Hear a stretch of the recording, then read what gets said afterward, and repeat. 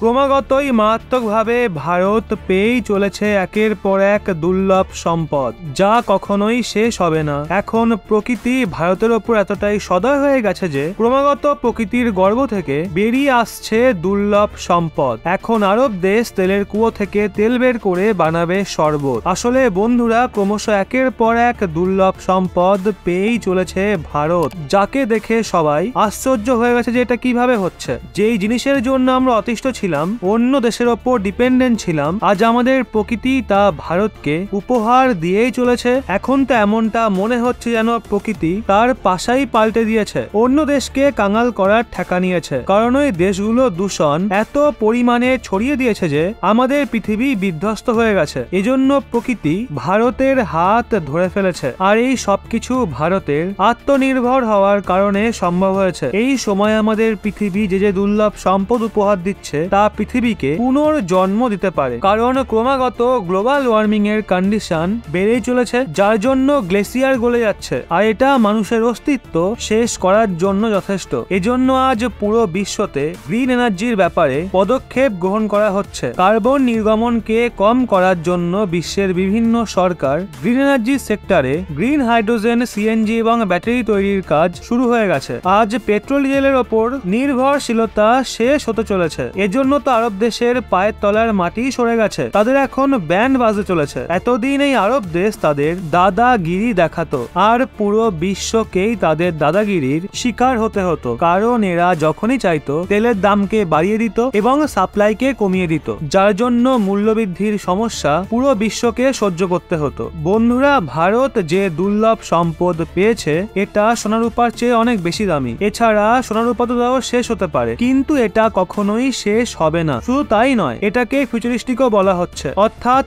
পরবর্তীকালের value আরো বেড়ে যাবে। পুরো বিশ্বকে সাহায্যেই বাঁচতে হবে। আসলে বন্ধুরা, এই দুর্লভ সম্পদ হলো লিথিয়াম। মেন খবর হলো প্রথমে জম্মু কাশ্মীর, তারপর কর্ণাটক, তারপর ছত্তিশগড়, আর এখন ঝাড়খণ্ডে লিথিয়ামের অগাধ ভান্ডার পাওয়া গেছে। আর এটা কোনো প্রকৃতির বরদানের চেয়ে কম নয়। ভারত সরকারের নির্দেশ অনুযায়ী জিওলজিক্যাল সার্ভে অফ ইন্ডিয়া দেশে লিথিয়ামের খোঁজ করা জোর কদমে শুরু করে দিয়েছে। কিছুদিন আগে জম্মু কাশ্মীরের রিয়াসি জেলাতে, ছত্তিশগড়ের কোরবাতে লিথিয়ামের অগাধ ভান্ডার পাওয়া গেছে। এখন ঝাড়খণ্ডের কোরডামা, কিরিডি এবং পূর্ব সিংভূমতেও অগাধ লিথিয়ামের ভান্ডার পাওয়া গেছে। আপনাদের বলে রাখি, লিথিয়ামের ব্যবহার ব্যাটারি, ইলেকট্রিক যানবাহন এবং ফোন তৈরি করতেও করা হয়ে থাকে। এখনো তো আমাদের দেশ লিথিয়াম চীনের থেকে কেনে, কিন্তু এখন ভারত সম্পূর্ণভাবে লিথিয়ামের নির্ভরতাকে শেষ করতে চলেছে, যা দেখে চীন ভিমড়ি খেয়ে গেছে। এখন তো চীনের অর্থাবস্থাও দুর্বল হতে চলেছে। চীন এটা কখনো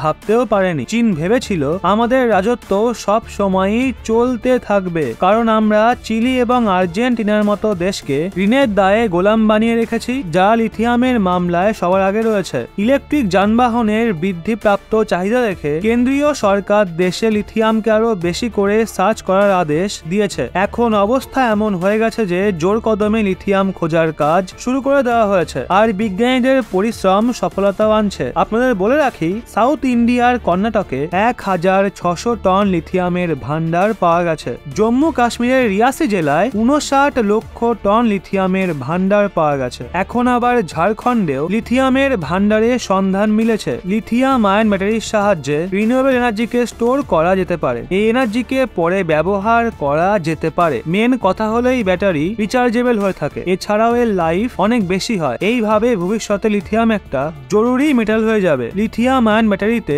অন্যান্য মেটালও থাকে, কিন্তু এর মধ্যে মুখ্য ভূমিকা লিথিয়ামেরই থাকে। আপনাদের বলে রাখি, আজকের সময় ইলেকট্রিক গাড়ি হোক বা বড় ইলেকট্রিক ট্রাক, এই সব কিছুতেই লিথিয়াম আয়ন ব্যাটারির ব্যবহার করা হবে। ভারতে লিথিয়ামের ভান্ডার পাওয়া যাওয়ায় দেশ ব্যাটারি ম্যানুফ্যাকচারিং কে বুস্ট করতে পারবে। যদি বিশ্ব জুড়ে প্রমুখ লিথিয়াম প্রডিউস করা দেশের কথা বলি, তাহলে ভারত এই তালিকায় কোথাও নজরে আসে না। কিন্তু ভারত এই লিথিয়াম ভান্ডার পাওয়ার পর ভারত লিথিয়াম প্রডিউসের দিক থেকে নাম্বার 1 হয়ে যাবে। তথ্যের জন্য বলে রাখি, লিথিয়ামের দাম ভ্যারি করে থাকে। যেমন শেয়ার মার্কেটে প্রতিদিন প্রত্যেকটা কোম্পানির শেয়ারের ভ্যালু ওপর নিচ করে নির্ণয় করা হয়, সেই রকমই কমোডিটি মার্কেট রয়েছে। এই মার্কেটে মেটালের ভ্যালুর দাম নির্ণয় করা হয়। এই সময় লিথিয়ামের দাম প্রতি টন 4,72,500 ইউয়ান। এটাকে যদি ভারতীয় টাকায় দেখা হয় তাহলে 7 57,36,119 টাকা হবে। এই হিসাবে 1 টন লিথিয়ামের দাম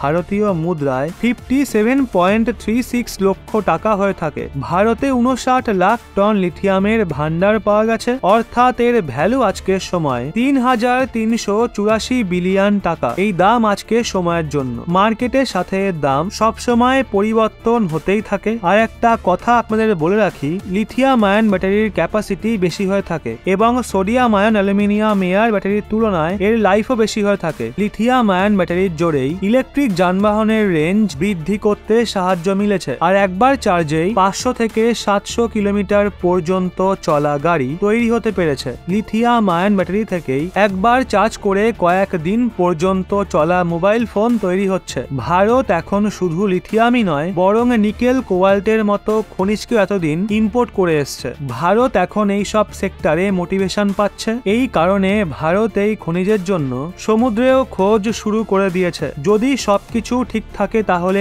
ভারত লিথিয়ামের বাদশা হয়ে যাবে, চীনের মতো দেশের নাম নিশ্চিহ্ন হয়ে যাবে। তো বন্ধুরা, এই খবরটা পেয়ে আপনাদের কেমন লাগলো অবশ্যই কমেন্টে জানাবেন।